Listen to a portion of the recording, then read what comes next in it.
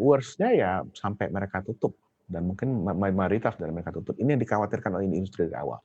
Sebelum ada PSBB, hanya waktu dari awal-awal wabah ini masuk ke Indonesia, permintaan untuk domestik saja sudah turun 30%. Kapasitas pun sudah turun dengan nilai yang mirip. Kita sekarang dalam kondisi hanya menerbangkan 10-20% dari kondisi normal dan itu pun nggak penuh pesawatnya. Jadi demand-nya juga jauh di bawahnya. Karena industri mana yang bisa survive dengan tingkat permintaan seperti itu? Ini kembali lagi kita butuh survival plan sebenarnya, baik dari pemerintah maupun dari individual companies. Tetapi pemerintah pun juga sekarang terjebak antara eh, apa, mitigasi persepsi publik dan juga mitigasi ilmiah. Jadi para maskapai merasa seperti mereka sendirian.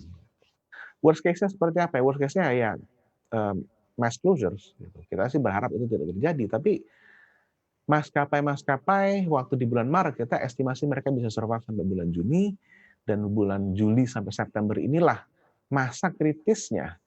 Itu pun juga dengan asumsi kalau misalnya demand-nya pulih di bulan Juli. Sekarang kita sudah masuk ke bulan Juli dan demand-nya masih 10-20% dari biasanya. Jadi tentu ancaman ini lebih nyata.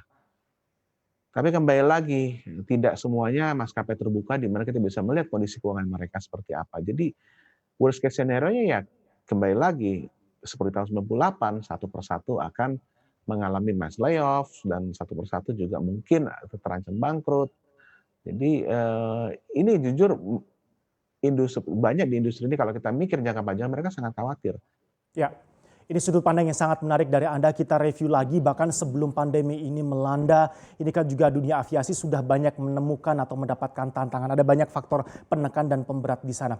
Dari list Anda, Mas, dari faktor-faktor yang paling memberatkan industri aviasi, mana yang kira-kira takeable atau mungkin bisa dicari solusinya dalam waktu dekat, dan mana yang kira-kira butuh waktu lebih panjang sehingga kita bisa memetakan sakitnya industri aviasi kita ini, mana yang bisa disembuhkan terlebih dahulu? Kalau untuk dari di luar pandemi ini, tentu langkah-langkah efisiensi supaya gimana industri kita bisa lebih efisien. Itu long term ya, itu continuous dan long term.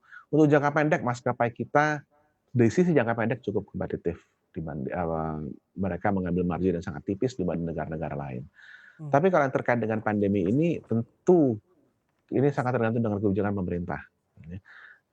Sekarang kita lihat dasar untuk membatasi kapasitas 70%. Dasar ilmiahnya apa? IATA tidak merekomendasi adanya pembatasan kapasitas karena itu akan sangat memberatkan dan itu tidak berdasarkan bukti penularan yang terjadi di pesawat. Selama ini belum ada terbukti penularan terjadi di pesawat. Jadi kembali lagi, kenapa kita mengadakan pembatasan? Kalau di negara lain kita bisa melihat bahwa memang akhirnya diakui bahwa langkah itu adalah mitigasi terhadap kepanikan publik.